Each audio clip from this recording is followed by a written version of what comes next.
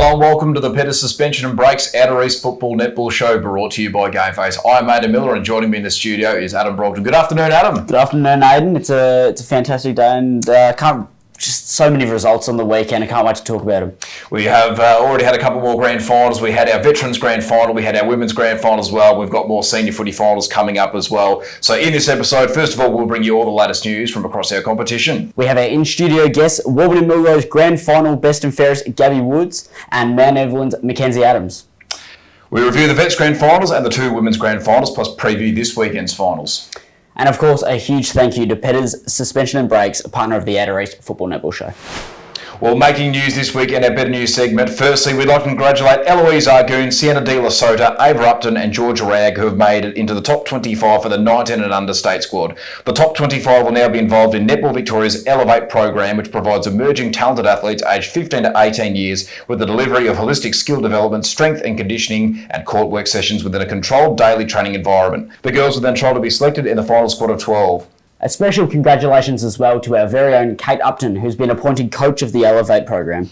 Congratulations to the below clubs who've been successful in securing a Telstra Footy Country Grant in the final round of the program: Alinda Ferny Creek Junior Football Club, Alexandra Football Netball Club, Wurrialloc Football Netball Club, Seville Football Netball Club, the Yarra Junction Football Netball Club. This means that across all four rounds of the Telstra Footy Country Grants program, the total amount going out to support our clubs is more than 35.5k, which is awesome to see. Don't forget, if you'd like any Premiership merchandise, Sporting Fine Art can help you. So they've got Premiership posters, t-shirts and hoodies, stubby holders, bar runners and bumper stickers as well. So if you want to email them, their email is contact@sportingfineart.com.au, or you can visit their website, sportingfineart.com.au. Thanks to Ryan and the team for all of their support of the Outer East Football Netball League.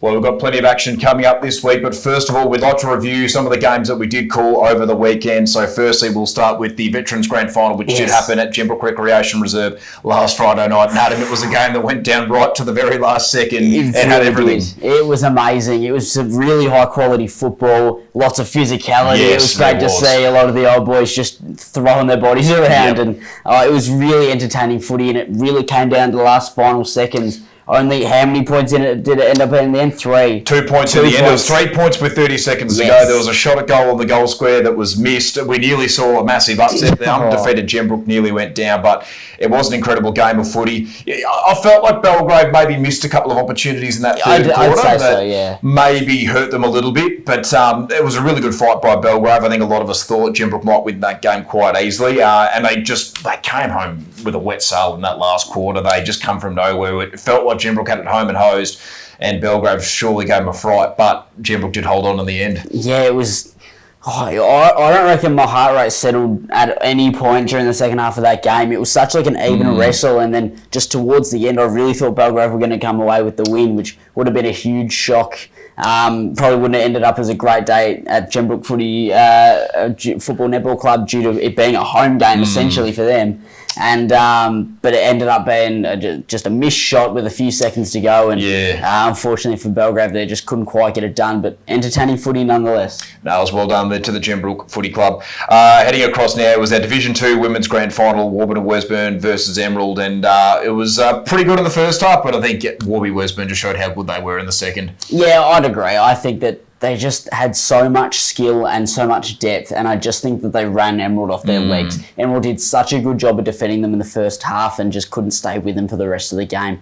Obviously, a bit of an interrupted game, which there was a slight delay due to some unforeseen circumstances. So I think that maybe both sides had a bit of a chance to sort of reset, but I just think it was easier to hold the mental in terms of Warburton-Wesburn than it was for Emerald. So it was an interesting game and interesting circumstances, but again, we sort of thought Warburton-Wesburn were going to come away with that win. So I don't know. It was certainly a strong game from Emerald in the first half, though. No, you're right. I think they were rock solid in defence in the first half, but I think eventually it was always going to be a big ask for them to be able to continue to do that. And Warburton-Wesburn eventually found some gaps and found avenues to goal, and that was the big difference in the second half. And as I said, they just really showed their class. And then lastly, of course, our Division 1 Women's Grand Final between Mount Evelyn and Upwey Tacoma.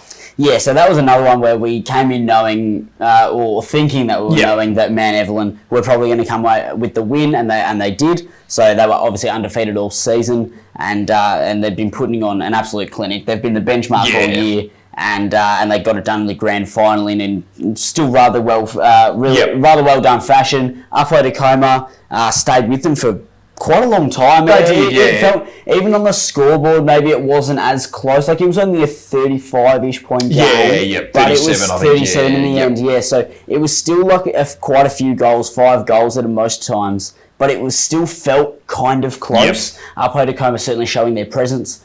But just in the end, it was Man Evelyn's day. It's been Man Evelyn's season, so just really well done to Man Evelyn, and great grand final win. No, definitely. I think Upway Tacoma, it was similar to Emerald in the Division 2 grand final. They held up pretty well defensively, but when the ball was just living in Man Evelyn's end, in fact, it was always going to be the case. Eventually, they were going to find some avenues to goal and get some scores, and it was a big ask, but they did everything they could. But yeah, that Man Evelyn side were just so strong all season. They were deserving premiers, and it was a big ask for Upway Tacoma. They put up a good fight, but well done to Man Evelyn on winning the grand final. Now heading across to the matches that will be happening this week. Firstly, our Saturday games, which will be live streamed and commentated, are as follows. We have the A-grade netball qualifying final between Wandon and Monbulk. We also have the men's qualifying final between Woori-Alec and Linda Fernie Creek, and then also through the local footy hub, the second semi-final between Warburton-Millgrove and Seville.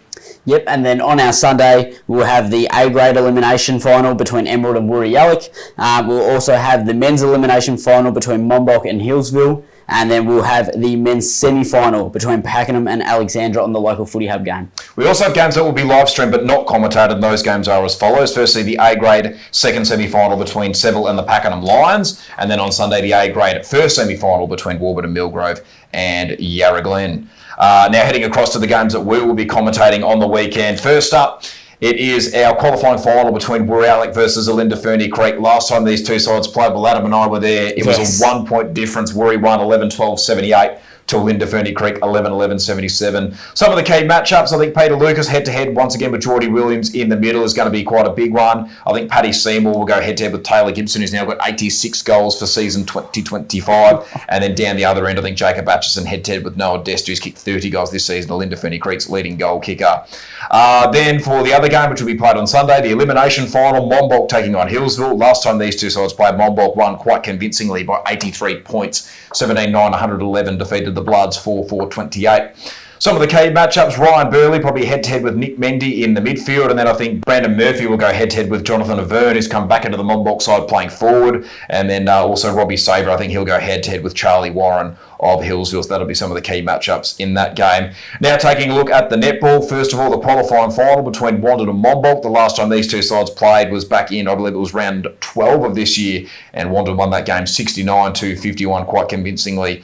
I think some of the key matchups, Carly Dolphin head-to-head with Jamie Clark through the mid-court, and then we've got the two leading goal shooters all season going head-to-head. So firstly, Paige Whitworth got to go head-to-head with Amalia Blake with 820 goals for 2025. That's insane. Then down the other end, Ruby Tidd has to go head-to-head with Perry Reid with 801 goals this season. And then I'm going to throw in an additional matchup because I think we might see the captains of both sides going head-to-head in this one as well. Steph Ferguson of Monbulk and Matty George of Wandon probably going head-to-head. So plenty of matchups to look forward to in that one. Hopefully a really good game as well. Now the last game that will be live streamed and commentated on our end. Emerald taking on Woori-Alec. The last time these two sides played, it was a draw. 39 apiece. So we might see something like that again. Again, some of the key matchups, Hayley DeBoof head-to-head with Krista Tomlinson in the mid-court. I imagine Brodie Smith will go head-to-head with Hayley Wilcox, who's fourth for goals in Premier Division with 581.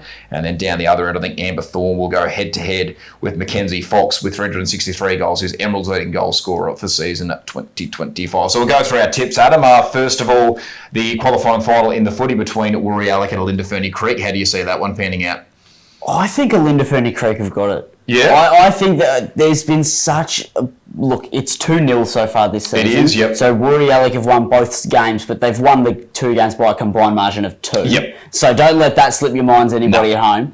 But I just think Linda Fernie Creek looks so dangerous late in that game. Yeah, they did, Like they come storming home. They were a couple of goals behind And I just think that they've got that in them, and I reckon they can just apply that all game. So it'll still be another close one. It has to be under 2 goals, but I'm going Olinda Ferny Creek. Yeah, it's fair. I went Olinda Ferny Creek last time. I think I actually might just sit on the other side of the ledger and go Woori-Alec this time. I just think they seem to have that little mental edge over Olinda Ferny Creek, and I think Woori have gotten so close these last couple of years with a couple of prelims and grand finals. I remember speaking to Joel Adams after that game, and they just seem like they're really hungry and maybe might try and go all the way and make 2025 their year, but it's going to be really tight, I think, either way.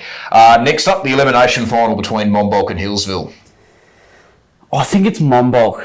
I think Monbulk, we talked about this earlier in the year, where their ceiling is so high, but it depends on where they can lift their floor to on a weekend. So correct.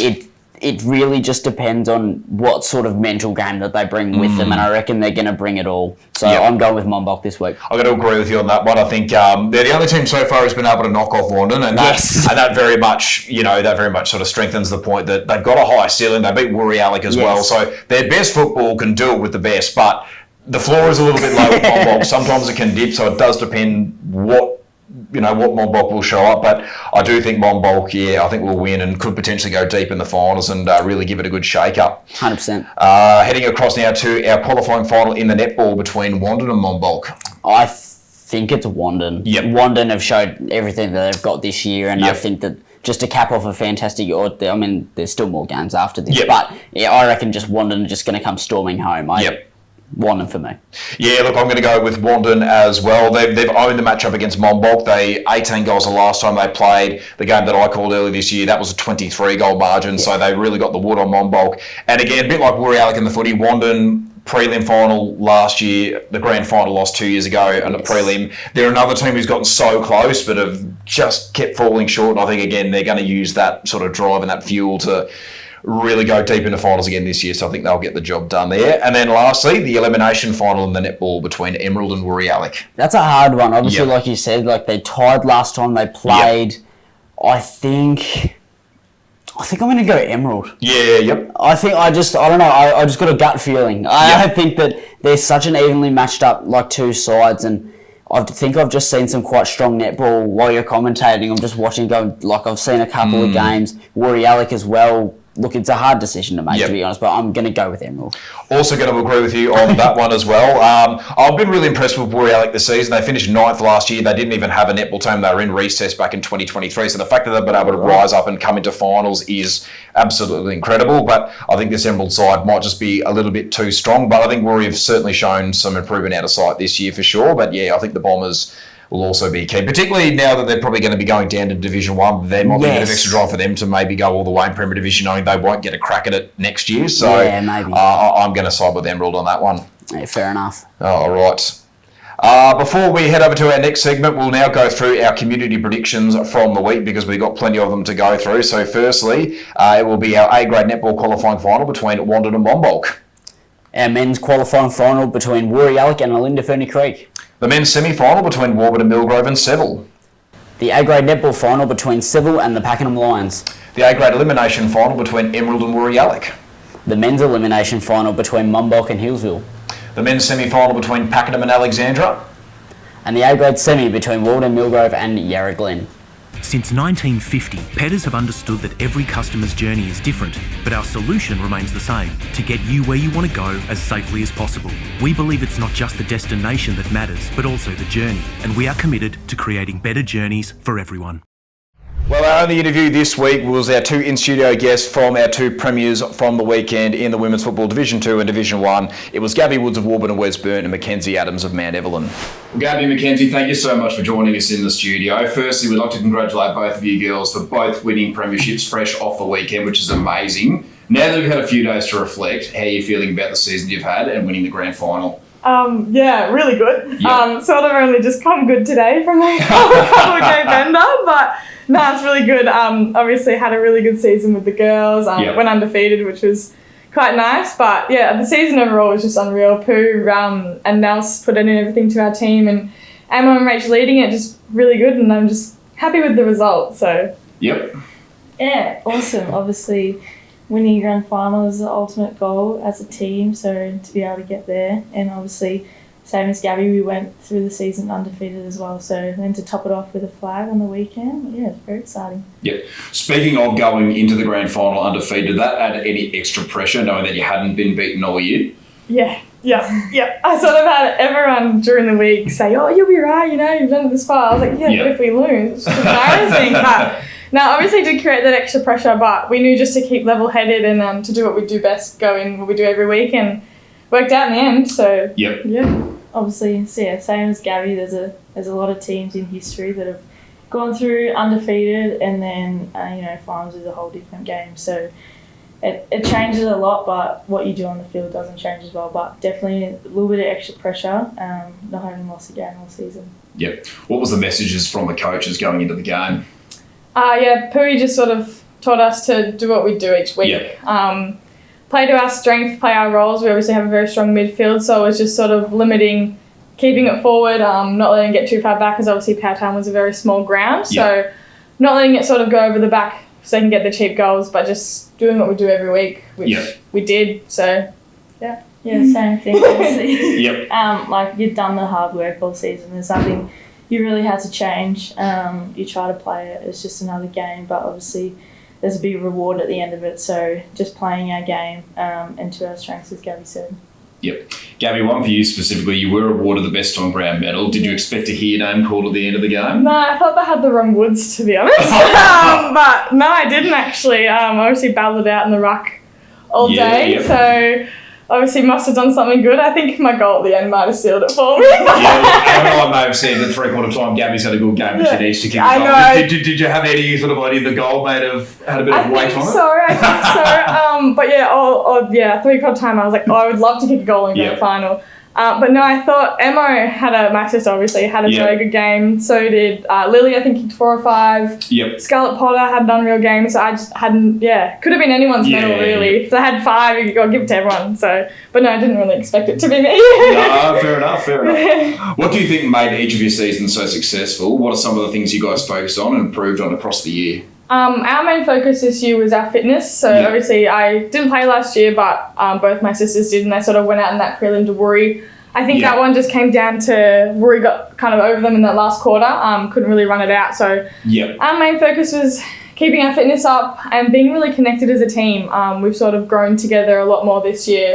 Obviously I know the girls have been around the club before playing footy, so just when working our strengths, sort of get that fitness up is really what we wanted to do. Yeah, I think it wasn't just a build-up of what this season was. We've sort of been working to this for a while. We've had a couple of really good inclusions this year, and getting Jess Hoskin back and Lily Calley back, who are past players, so they've been huge in our team. And having Abby Rabbo as well, and a new incomer Taylor Smickey. So I think picking up a couple of players or bringing them back was really cool. But yeah, obviously we've worked hard ever since November last year, and we've got great people around us, great coaches, and great support. So it definitely contributes to getting the ultimate success. Yep. Mackenzie, we go back to the start of the year. Of course, Mount Evelyn returned to the competition this season. You guys weren't sure what to expect in coming back. What was the game plan coming into the season when you hadn't played against any of the opposition that you played against this year? Yeah, 100%. It was definitely like new territory. Like we more sort of looked at it as we're just playing a different team on a different ground.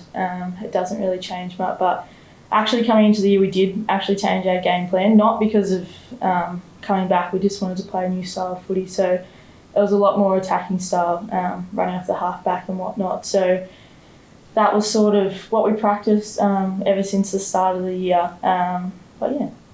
Yep. Gabby, you guys had quite a few new recruits this season, but we still saw the side gel well together and built a strong connection really quickly. What do you think helped build that connection and culture? Yeah, we did have a few new recruits. Had both the Scarlets come across, Ruby, but I think we're a very family-oriented team. So, and we've known each other for a while, and I think the girls coming in, Ruby and Scarlett coming in together helped, because I already obviously knew each other. I'm very good friends with Scarlett Potter, who came across, so I got her in. She already knew a few of the girls as well, but I think just being around the club, most of us have our whole life. So we've known each other for a while, but yeah, we just sort of do little things outside of training, go recovery together, and it just sort of builds us together closer as doing the stuff outside of footy, which really helped inside the footy. Yeah. outside of the grand final, what was just a specific highlight of the season for both of you? Oh, I don't really know. I think our first round 1 win against Officer, I think we won by about 132. Yeah. So that sort of really started the season off for us really good. I think Scarlett Henderson kicked 8 in her first game. So we're kind of like, well, thank God she's come across from Monbog to us. But yeah, that was probably a standout to us. I didn't think none of us thought we were going to start off that strong, but to do that and to sort of set the standard for the year was really good for us. And our last round win against Wandon, that was a good one too. Yep. I think we all really dug deep in that one. It was a bit of wild conditions with that wind going on. Yeah, that one, yeah. But no, we sort of stuck, and that was a really good one to tell us that when we do play our 4 quarters of footy, we get the job done and we can run over teams. So those 2 are the highlights outside of the granny. Yeah.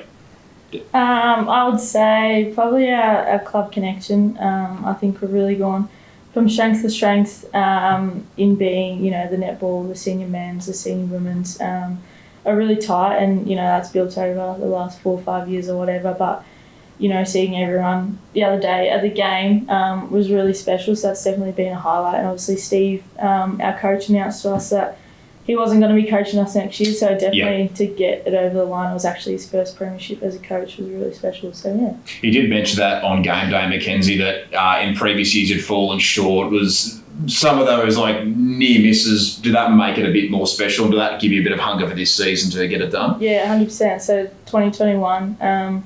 We won the semi and were straight into the granny, and then the Monday after the semi we went into lockdown. So it was heartbreaking, but it definitely gives you that fuel to get back there and get the ultimate success as a group. So yeah, it was definitely fuel for that. Yeah. Lastly, it won't be long. We'll all be doing the end of year award. So let's talk BNF. Who do you think has been a standout player in your team all season and might get the winner for your club?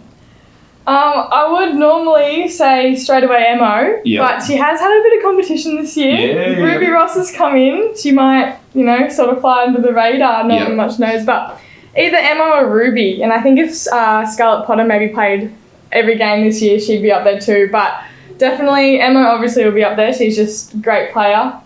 She just does what she does best each week. But Ruby on that half-back line really saved a few games for us. So strong marks, strong kicks. I reckon either one of those 2 will take it home. Yep. I think for us it has to be probably Jess or Kate Hoskin. They're definitely up there, just the work they do. Every single game is incredible, and you never doubt they're going to get the job done. So I definitely think one of them will be up there. Yep. No, definitely. Girls, thank you so much for joining us in the studio. Well done on both your premierships and good luck for next season. Thank you. Well, that pretty much wraps up all there is to talk about on the Pedders Suspension and Breaks Outer East Football Netball Show this week. Remember, if there's anything you'd like to see on the show, make sure you leave a comment down below. Adam, thank you so much for joining me in the studio. Thank you very much for having me, Aiden. For all the viewers out there, don't forget to get your game face on.